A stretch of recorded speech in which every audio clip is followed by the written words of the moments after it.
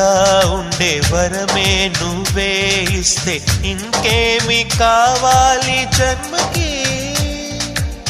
మచ్చలేని చంద్రుడిని మాట రాక చూస్తున్నా, వరస కాని బంధుని చొరవ చేసి అంటున్నా, ఇంకెప్పుడు ఒంటరినని అనరాదని, నీకు సొంతం అంటే నేనేనని.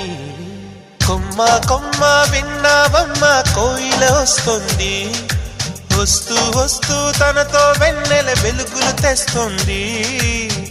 ఏవమ్మ మరుమల్లి తోరణాలు కడతావా, చిలకమ్మ ఎదురేగి స్వాగతాలు